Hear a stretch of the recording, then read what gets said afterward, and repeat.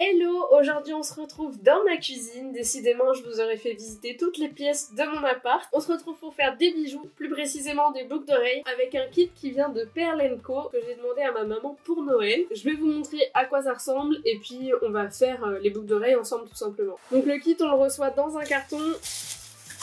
Il y a tout ça dedans, donc ça c'est vraiment spécifiquement pour les boucles d'oreilles et ça c'est les outils que j'ai ajoutés parce que j'avais pas de pince et de petits rouleaux pour étaler ma pâte Fimo. À côté de ça, j'ai mon ordinateur. Sur le site Pearl & Co, il y a un tuto qui correspond aux boucles d'oreilles que j'ai choisi, donc je vais le suivre. Je vais vous montrer de plus près quand même ce qu'il y a dans le pochon. J'ai pété un truc. Ça y est, ça commence. Bon, déjà il y a les pattes Fimo, vous voyez qu'elles sont très colorées, on est sur des boucles d'oreilles très colorées. Après il y a tout ce qui est métal, donc les petits anneaux et les attaches. Et je suis en train de me dire que dans le tuto, je vois qu'il y a 3 paires de boucles d'oreilles, mais là j'ai qu'une seule paire d'attaches. Donc possible qu'on en fasse qu'une seule, et du coup j'irai acheter d'autres attaches pour faire les autres. Et du coup je me demande, la pâte Fimo, comment on la conserve. Je regarde sur le site de Pearl & Co et donc ils parlent de la pâte Fimo et des autres pâtes polymères, comment on peut les conserver. Et en gros ils disent qu'il faut faire attention au froid et à la chaleur et de bien remballer avec du scotch, mettre dans une boîte hermétique ou un sachet hermétique et normalement ça tient bien. Ensuite dans le reste du kit il y a ça. Je pense que c'est les outils pour faire les trous, pour passer les anneaux. Ensuite il y a ça, donc pour faire les découpes de forme. Mais ce qui m'étonne c'est que sur le tuto, les boucles d'oreilles, elles ont pas l'air toutes rondes. Je sais pas s'ils les ont étalées après ou si ça se déforme comme on veut. Au niveau des pinces, voilà tout ce qu'il y a. Donc il y en a 3. Il y a une pince à chaîne, une pince à bec rond et une pince coupante. Et un rouleau à pâte en métal. Première étape, ils disent d'étaler la pâte principale, donc de choisir la couleur principale qu'on veut et de l'étaler sur une plaque en céramique. J'en ai pas. Bon, du coup, je vais utiliser ça. J'espère que ça va le faire. J'ai nettoyé, donc normalement tout est nickel. Eux, en pâte principale, ils utilisent la bleu clair, mais par rapport aux couleurs que je porte habituellement, je me demande si je vais pas plutôt prendre la rose ou la orange. Je préfère les couleurs chaudes. Je pense que je vais prendre la rose. Je sais pas si vous voyez là, mais je porte des boucles d'oreilles qui ont été faites par une créatrice et si je dis pas de bêtises, c'est fait avec une pâte en polymère. Est-ce que c'est de la pâte Fimo? Je ne sais pas. Elles ont un petit aspect métallisé, des petites paillettes un peu, et donc elles sont orangées, donc je me dis que ça peut être sympa pour changer d'en avoir des roses. En sachant que de cette créatrice, j'en ai aussi des moitié orange et moitié bordeaux. Et c'est parti, on fait le rose. Par contre, je sais pas du tout quelle quantité de pâte il faut étaler. Parce que là, quand on regarde sur le tuto, ils ont l'air de faire plusieurs boucles d'oreilles avec une quantité de pâte qui est à peu près comme ça. J'ai pris une petite quantité comme ça, je vais voir si c'est suffisant ou pas. Ah bon? Bon, ils disent qu'il faut qu'elle fasse 1,5 à 2 mm. Bon là on s'en doute, je pense que je n'ai pas pris assez de pâte.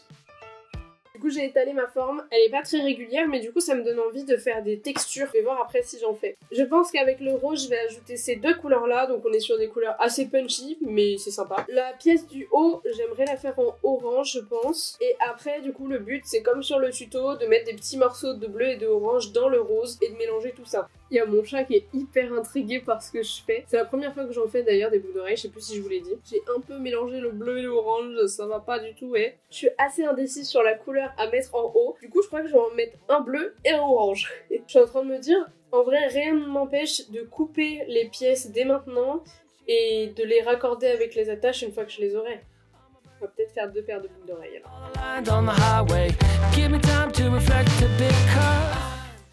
Et faut pas croire, ça fait faire du sport ce petit rouleau là.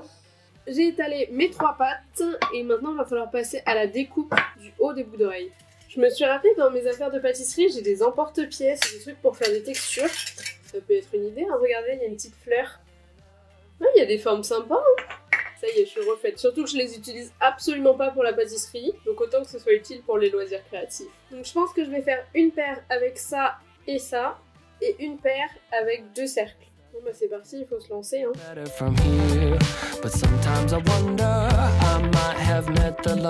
Question très con, peut-être comment on fait pour décoller les petits trucs de la plaque sans les déformer? Du coup j'ai décollé ça et j'ai essayé de décoller celui-ci et au final je l'ai grave déformé donc du coup j'ai dû le refaire. Je suis bloquée là.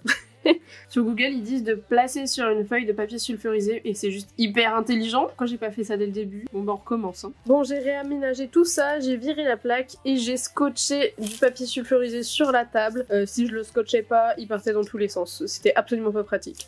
Donc je recommence, je réétale mes pâtes. J'ai grave galéré à réétaler les pâtes sur le papier sulfurisé, c'est pas du tout pratique. Il me faudrait peut-être un support en silicone souple, peut-être que c'est plus simple pour décoller les pâtes. Ou alors quelque chose qui passe directement au four où j'ai pas besoin du coup de décoller les pâtes. Donc je repasse à la découpe de mes petits éléments pour le haut de la boucle d'oreille. Et après je vais étaler les petits morceaux de pâte sur le rose.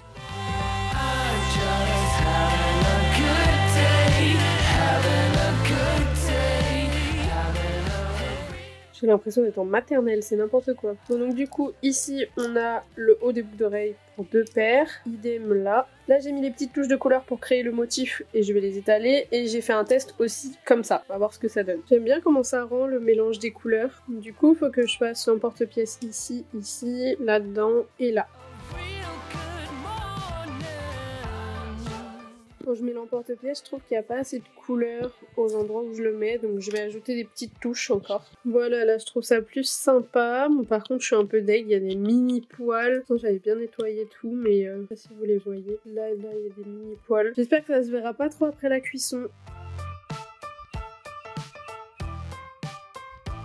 Bon, c'est très loin d'être parfait, j'ai vraiment eu du mal à décoller la pâte qui était entre les formes. Chapeau à celles qui font des bijoux tous les jours, hein, parce que franchement c'est pas évident. Bon, maintenant je les mets au four pendant 30 minutes à 110 degrés. Ça y est, tout est cuit, je les ai toutes décollées du papier sulfurisé, il y a quelques irrégularités en surface. Par exemple ici, une espèce de petite bulle. C'est assez irrégulier aussi sur certains contours, donc ce que je vais faire, c'est que je vais les limer ou poncer. Je vais utiliser sûrement les outils que j'utilise pour mes ongles, parce que j'en ai pas pour la pâte Fimo. Avant ça, j'ai des petites courses à faire, parce qu'aujourd'hui, on est le 14 février, donc la Saint-Valentin. On fait rien de spécial, mais je voulais quand même aller acheter un petit truc sympa à manger pour ce soir. Du coup, je ne sais pas quand est-ce que je vais finir les bijoux, peut-être demain. Je fais un test pour voir si ça fonctionne. Ça lime super bien, hein. Ça va me donner envie de continuer, du coup je vais pas aller faire mes courses, il faut que j'y aille. En tout cas, je suis contente de voir qu'il y a un outil qui peut m'aider à rendre plus réguliers les bords. J'ai pas envie qu'elles soient importables, mes boucles d'oreilles. En tout cas, c'est chouette comme première expérience. Après, il faut que je m'amuse à du coup faire les trous, à mettre les anneaux dans les trous, etc. Et que, comme je le disais au début, je trouve d'autres attaches parce que j'en ai pas assez. Après, peut-être que j'en ai dans mes anciens bijoux, très cassés ou autres. Enfin voilà, il y a encore un peu de travail. Du coup, je finirai ça sûrement soit ce soir, soit demain. Hey, on se retrouve le lendemain. La mission du jour, du coup, ça va être de faire des petits trous, je pense, avec ça. Et puis de limer, etc. Comme j'ai fait hier. Je pense que ça va me prendre un peu de temps. Après, il faudra que je mette les anneaux et l'attache que j'ai. Et puis, bah, pour les autres attaches, ça attendra que j'en achète. C'est pas parfait, mais je trouve ça hyper satisfaisant de voir toutes ces petites formes de couleurs. Je trouve ça trop joli. Moi qui adore les couleurs, même si ça se voit pas forcément là. J'ai fouillé un peu chez moi, j'ai trouvé du papier pierre ponce, mais je trouve que le grain, il est trop épais. J'ai peur que ça les abîme trop. Donc c'est pas grave, je vais y aller avec la lime. Je pense qu'il y a certains trucs qui sont un peu trop fins. On va voir si ça tient ou pas. D'ailleurs, je sais pas si on voit bien là, mais j'ai mis les autres boucles d'oreilles que j'ai de l'atelier Cook Lucky qui sont faites un peu avec la même méthode que j'ai fait là, juste elles sont beaucoup plus belles.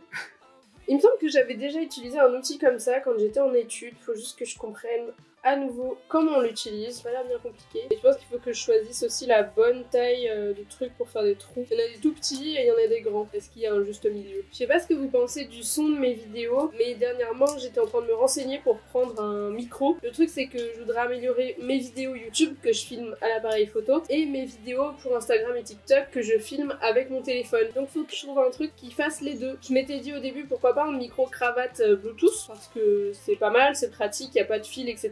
Donc ça marcherait bien avec mon téléphone, sauf que mon appareil photo, j'ai pas trouvé le Bluetooth, donc je vais chercher encore, mais je crois pas qu'il y ait dessus. Par contre, il y a la Wi-Fi. Et je m'étais dit, sinon, il faut que je trouve un qui fasse les deux, qui soit Bluetooth et filaire, sauf qu'il n'y a pas de prise jack sur mon appareil photo. Donc si jamais vous avez des micros qui pourraient répondre à ma problématique, n'hésitez pas à me l'écrire en commentaire, et sinon, moi, je vais continuer à chercher de mon côté. Il n'y a pas du tout écrit les tailles sur ces petites choses-là. J'essaie de comparer avec l'anneau, peut-être ça peut le faire. Il y a un peu plus grand, ça peut être utile. C'est pas mal. On va tester.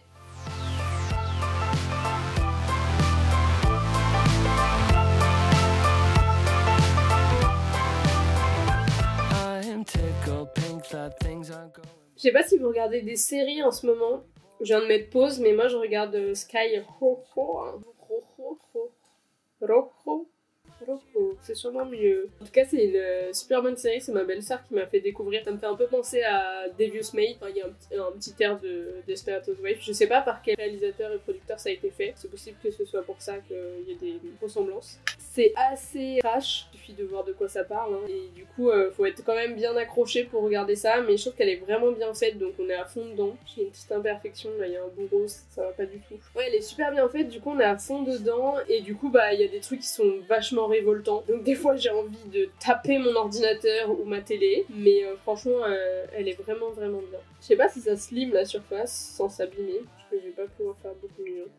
Au niveau association, voilà ce que ça donne. Et j'en ai mis 2 de côté parce que j'en ai abîmé un et l'autre il a la petite tache rose là. Je sais plus où elle est. C'est chouette du coup, avec le peu de pâte que j'ai utilisé, ça fait 4 paires de boucles d'oreilles. Bon, elles sont pas parfaites, il faut que je m'attaque au limage des côtés. Je sais pas si on est top en termes de lumière parce que le jour commence à tomber et j'ai pas sorti ma softbox. Finalement j'ai pris ça. Mon mec il va peut-être gueuler mais ça marche bien. Et puis ça va, ça les abîme pas particulièrement, j'y vais doucement en vrai.